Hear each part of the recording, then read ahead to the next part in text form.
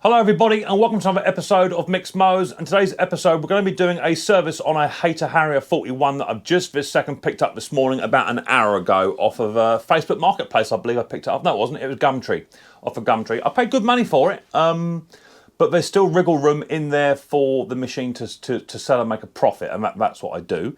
And as it turns out, I think I may have already sold it after about 35 minutes of me getting it in the shed, although I haven't done anything to it yet. Someone messaged me saying, have you got a decent Hayter or Honda machine, which I have, but it's not serviced, so I need to service it. So we've already made a deal, as long as it's serviced, as long as it runs okay, that could have been sold. So literally I bought a mower and within an hour I might have sold it. So that's cool. Had a couple of bits come in. Mr. Pete Froud has sent me in 2 lots of grinding paste for my cylinder mowers, one fine and one coarse. Cheers Pete for that. All that sun's coming in. He's also sent me a fuel intake tube. I've been working on a Briggs and the one I've got is cracked, and I believe that's the reason why it's not running right. He sent me one of those. They're about £7 on eBay. He's also sent me a complete tank and carburetor assembly as well. So I was running low on complete sets or carburetors, so he sent me a complete one over for nothing. So super happy with that, Pete. Cheers, buddy boy. Also on Amazon, I'm going to do a video on this very soon. This is the cheapest Briggs & Stratton flathead carburetor on Amazon. About £4. And I thought I'd give it a go. Because I didn't have no carburetors, I thought I'd buy just a cheapie, see how it pans out. I'm not really into buying cheap copy carburetors, but with the Briggs flathead and with a genuine gasket carburetor, this could be a winner. And they go for about £30 for a carby, genuine one. But for £4, can't go wrong. So I thought I'd give that a go. It does come with all the gaskets and diaphragms, which I won't be using because they're generally no good. So that's that. I have also received a parcel here from America. It comes with some junior deputy police officer stick-on badges from a little Riley boy. And it also comes with, and I can't show the number. He said, don't show the number, Mick, because he'll get told off. He sent me an authentic police officer badge for Riley boy, so he can go around and arrest Nana, which is cool. So he's got a proper police badge as well. He needs to be careful because of a pin on the back, but Riley boy now has his authentic police badge, which he can wear with pride. So he will love that when he sees that, I guarantee it. He's in the house. He may pop down a bit later on, but Mrs. P's just got back from shopping, so he's in there raiding the cupboards. Also had this parcel turn up, which came from Henry Moworski. He sent me this 10mm wrench socket, which is quite cool. 10mm both end, and good for adjusting overhead valves because it's got a hollow in the back, which is good. He sent me 2 or 3 of these with the instruction to send them on to other people. So I've done that already. I think Top Conker and Dick Small Engines has now got one of these in their possession, which I've posted out. So that's a fantastic little tool. That'd be a good little arsenal because it's got a little bend on it as well, just for doing for 10 mils up. And we all love a 10 mil, right? So I've got that. I need to get this name correct. Someone sent me, someone offered me Amazon wish list. Let me get it right. I think it was William, if I'm correct. Yeah, it was. Yeah, William Shed emailed me a little while ago, and he said he's having problems getting stuff off my Amazon wish list, which I think is something to do with third-party selling. I'm not sure how to get around it. I have already ticked the box for third-party sellers, but however, I think he found a way around it. And he sent me the 2 Briggs & Stratton genuine carburetor jet removing screwdrivers. Part numbers is 19062 and 19061 for the thinner one. So I've now got a complete set of carburetor removing tools, one thin, one fat, for moving carburetors. So cheers for that, William, much appreciated. On top of that, I've had another Amazon wish list come in, and this one had no name in it, but I believe it came from BWS Garden Machines. Oh, might be a note with it. Hang on. No, it's just a receipt. Didn't come with a note. And this came from, BWS Garden Machines. He sent me a nice little pair of Draper, I think they're Draper. Yeah, Draper side cutters. So thank you very much for that. I've got the long nose set to go with that already, so that's super cool. So super happy with that. I did actually lose my set. So lots of presents come in. I think that's it. Yeah, that's it, yeah. So that's all the bits and bobs. So that's cool. So what we're going to be doing today is the Hayter Harrier 41 auto drive. As I say, I picked it up off a Gumtree for good money. It was good money. It was right on the line where you can make money out of it. I picked it off a nice old gentleman because as I told him, what we do is we buy and sell machines and what have you, and then the money that we make out of buying the machines goes either back into the YouTube channel to make more content and to buy more machines, and it goes into after lockdown, it goes into allowing me and Mrs. Pin Riley Boy to go all over the UK, Scotland and Ireland to visit other families who have got the rare syndrome like Riley Boy. That's eventually where the money goes. It goes on us having a little weekend break with another family who are struggling. So apart from money going into the channel and go out, it gives us a little weekend away, which we don't get a lot of holidays at all. Because we have Riley, we don't get a lot of holidays, a lot of breaks. So it's also good to meet up with other families that are really struggling as well. So that's what we do. So that's cool. He sold me that, and then I bought it in. It all runs from what I see. It needs a service, but as I say, I might have sold it to another fella just across town, and if I can get it serviced and get it running exactly as it should do, then that'll be sold tomorrow. And I've got another deal. I think I've just found another fella on Facebook that he's selling free mowers, and he just said, "Oh, you Micks Mowers off of YouTube?" Yes, I am. So we might be doing a deal with him as well at a later point this week. We shall see. So looks like the season is finally open. If this is your first time in watching Micks Mowers, hit the subscribe button, whack your bell, set notifications to all. That way you'll be told when I've done a video or two. I'm on my Saturday night wiki live stream, which starts at 6:30 PM UK time. So without further ado, let's get down and dirty and let's check out this Hayter Harrier 41 auto drive.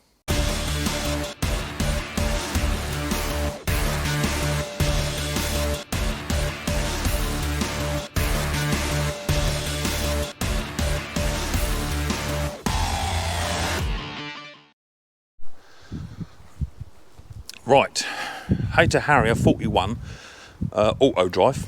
It's relatively clean for what it is. A little bit of paint scuffing on the front, that's all. But these have got alley decks, so no rust to worry about. Not quite sure why he was selling it. He did say that he wanted, he's got a Spirit as well he might sell, and he wants a bigger Hayter. But that's the idea. But he assured me it all ran. The oil is absolutely bang on where it needs to be, although a little bit greyish in colour. Just try and start it up. I have seen it running already. Otherwise I wouldn't have bought it for good money if it didn't run.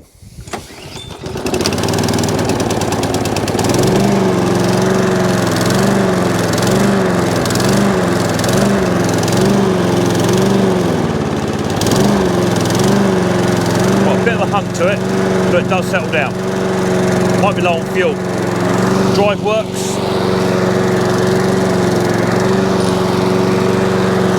So yeah, happy with that. Let's just check the fuel. It got a little bit of a hump to it, but it does settle down. There's fuel in there. The spark plug is relatively new, but I have promised the new buyer it'd be fully serviced. There you go. Oh, got a little bit of a hump to it, but I think it'll be okay. Yeah, not hunting now. Nice machine. Let's get it in the shed, let's get it serviced. Right, so I've got the machine up on the bench. First thing I want to do is have the oil out. Now the oil itself doesn't actually look too bad. I mean, some people would argue the fact it doesn't actually need doing. But the bloke who's buying this off of me is paying good money for it. So the least I can do is fully service the machine, so that he's got it ready for next season. There's no telling how long ago that oil was actually changed. Because the machine's been running for a little while, the oil is relatively thin. Oh, phone's ringing, 2 ticks. Right, so it's actually the next day. I had a little bit of a situation turn up that I needed to remedy. So I had to abandon this little service yesterday and sort out an issue within the charity that I help run. So that came up. I think the oil had pretty much come out of the machine anyway, from what I remember. So I'm just going to take the machine up on its side, just to make sure I get all the oil out of this machine that's needed. Once it's done that, I can then put the oil filler cap back on, tip the machine up on its side and inspect the blade. Now this machine did actually come with a spare blade as well, which is cool, and it comes with all the paperwork too. looking like where it's come from. It's actually been serviced in Yapton, which is not too far from me, which is cool. So it has had a service at some point, doesn't say when it was.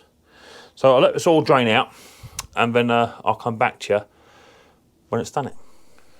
Right, all the oil is now out the machine. I want to remove the plug because it needs to have a new plug inserted. The plug is looks to be about standard sort of age. It isn't the original plug, so it has had a service, definitely. It's running really well, actually. A little bit of carbon on there, but it's not running too bad at all. So that's good. We can throw that in the trash and get a brand new NGK B2LM out. That's what goes in these quantum style engines. So a brand new one. And these are gapped to around about 30 thou, give or take, as the old crow flies. If I can even get it out of the box, might help, Mick. Struggling with just opening it out of the box. There it is. So a brand new NGK B2LM. That'll go into here somewhere. There it goes. Just want to check the inside connection of the HT, which is good. Nip that up, not too tight, just so it's well seated, so it pushes against the washer. Hasn't got to be colossally tight. Next thing we can do is get a flat-headed screwdriver, a half decent size one. It's quite cold now. We've had a heavy frost last night, and it is about well, just under freezing. It's probably about -2. You can see the breath on me. Yeah, the filter looks really good. So it has had a service relatively recently. Now, some would argue not to change that because it's in good nick. But this gentleman is paying good money for a mower. But I've told him it's fully serviced, so I'm not one to rob people off. What I will do is just double check this machine's actually choking fully, which it is. You can tell that by the little tiny flap just inside here. When you operate the choke, the brass flap will fully close, and it is doing so. So that's good.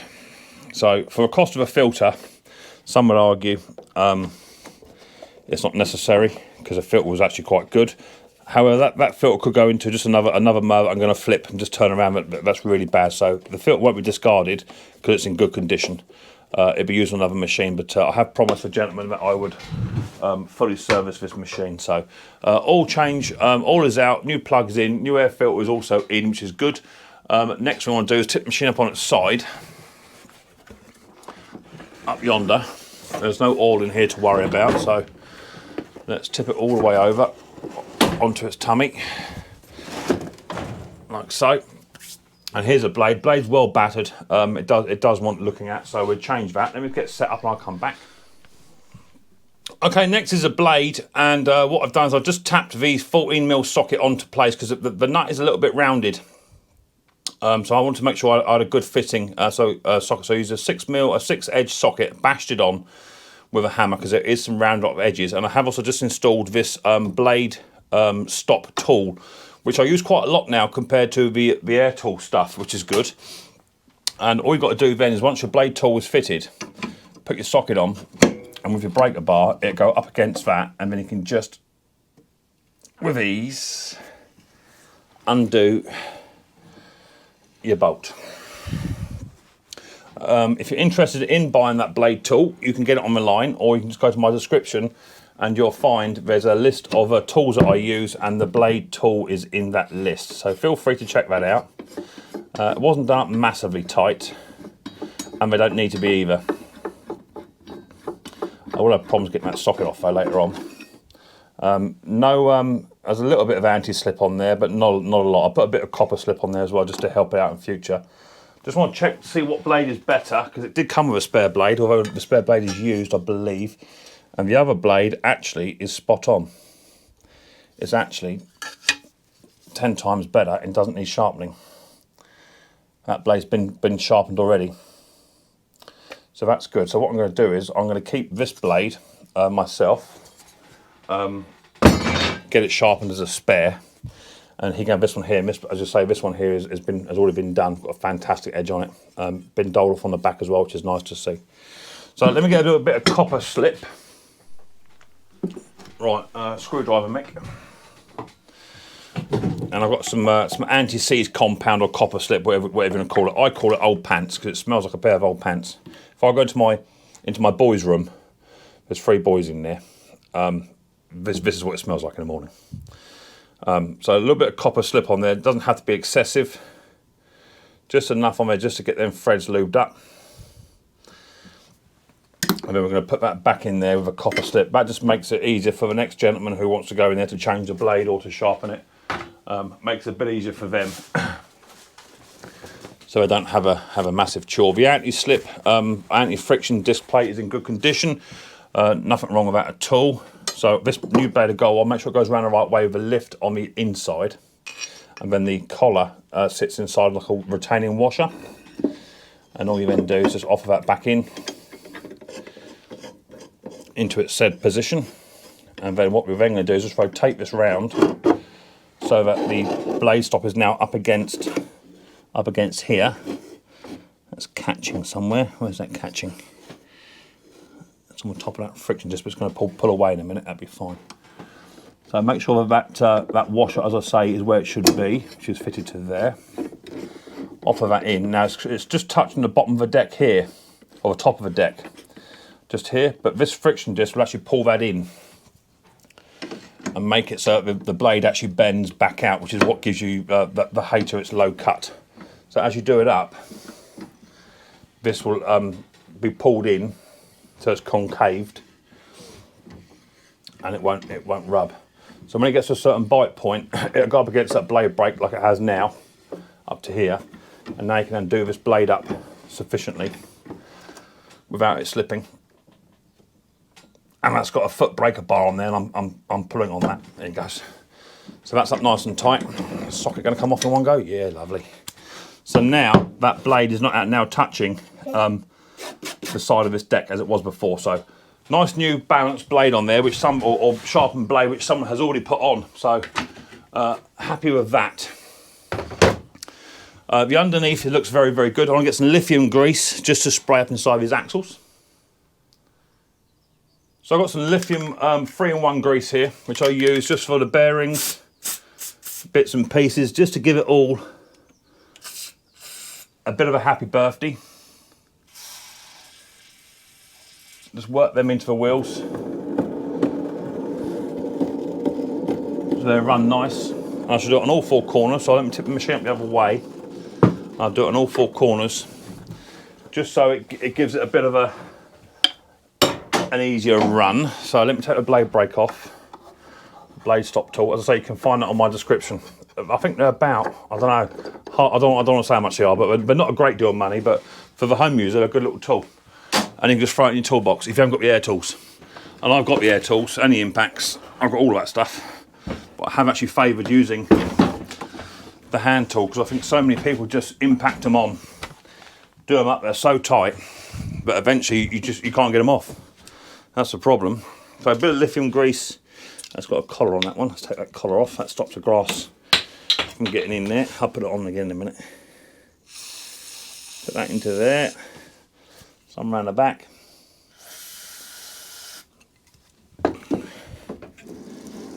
Lovely job. And on the back one as well. There's a chain in here as well, which you can remove a guard, or you can just pull the guard out to one side, put the straw behind it, put some in there as well. Right, so that's the blade been changed. Lucky for me, it come with a spare blade, so happy with that. So new blade, new air filter. It is choking correctly. Front, back rollers and chain now has some grease in it. New spark plug. Time to put the oil in. Right, I've got my oil, bit of rag, and a funnel. After me getting all professional. So there's no oil in this machine at all now, despite the fact it's been tipped up. You'll get some remnants in the bottom, but absolutely no oil in there at all, completely empty, which is good. And that funnel goes into there, and you just read the side of a marking. That should be up to about 500 mil. It's up to about 6 actually. So I'm going to put in 400 mil initially of SAE 30 compound oil, which is what this machine takes. I like these funnels because you can just pour it in and it doesn't leak out the top. So just remember it's up to 600. So I'm going to go down to 2. Pour that in. It would have been nice to have a little bigger cup on here. That would have been nice. Might try and find one. So you can just pour 400ml straight in. Nearly there.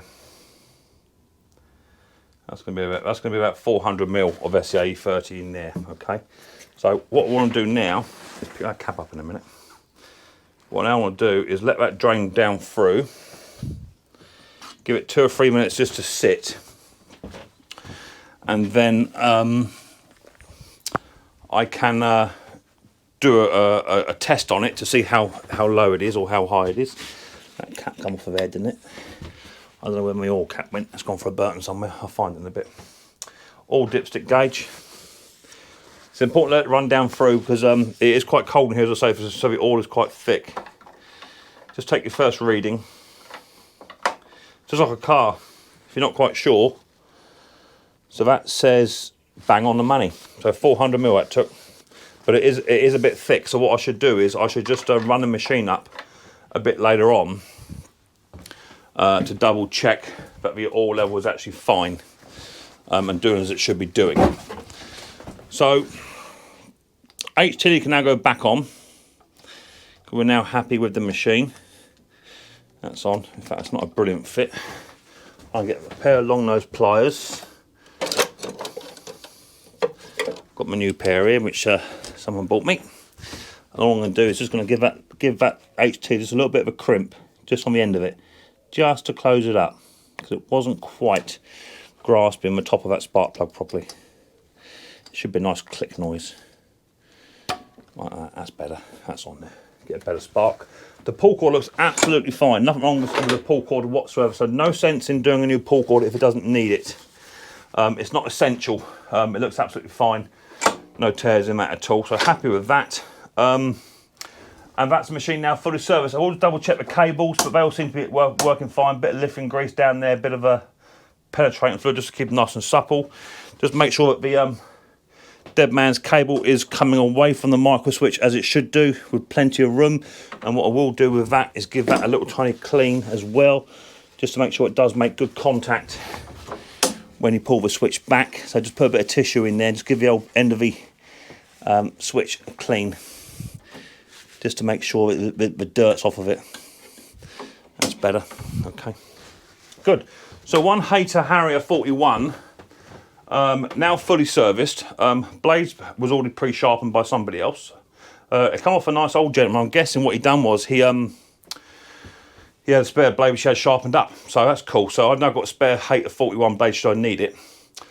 So blade's been changed, spark plug's been done, air filter's been done, machine's choking correctly, the correct amount of oil's been put into the machine. Good to go. Let's take it outside, give it a run, make sure it's all working as it should do beforehand, and this machine's actually sold, so not bad. Quite lucky with this machine. So I picked it up just yesterday, and by an hour and a half later on I've sold it already without even servicing it. So hopefully the deal will go ahead today, and that'll be money in the bank for future projects going forward. See you in a bit. Right, all set up. I haven't tried to fire this machine at all, okay? As you can see, it's freezing cold. Frost on the ground. It is about, say about -2. So height adjustment all works as well. So we're happy with that, because sometimes these do fail, but that all works fine. Happy with that. There's petrol in it, all in it. Let's choke it and give it a run, see if it starts and runs.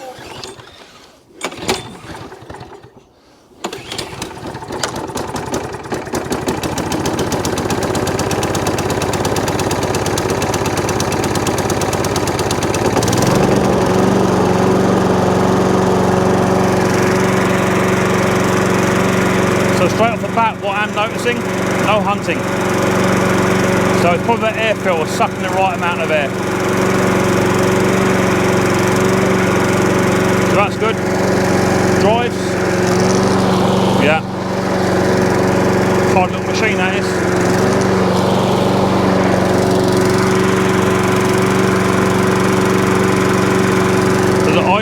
how the bag is filling up with air as well, which is good. That's all the way down as far as it'll go. Idle's nice.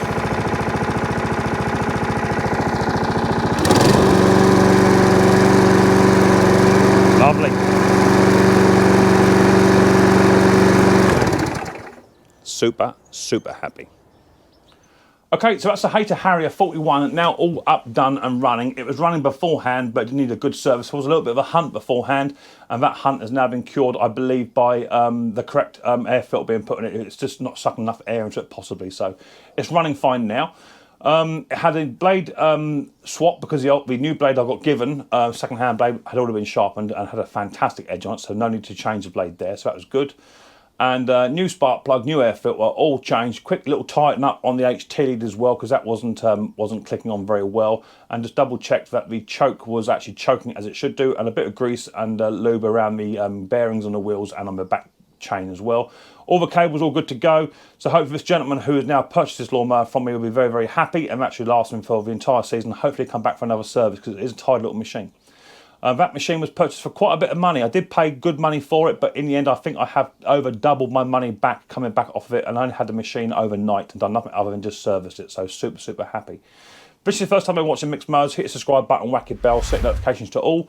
That way you'll be told when I've done a video, or two, I'm on my Saturday night wiki live stream, which starts at 6:30 PM UK time, where you can come up and join me and the panel from people from all over the world. We talk about small engines and current interest that's going on around the world. I look forward to the next episode of Micks Mowers very, very soon. But until then, people, don't forget, much more importantly, take her easy.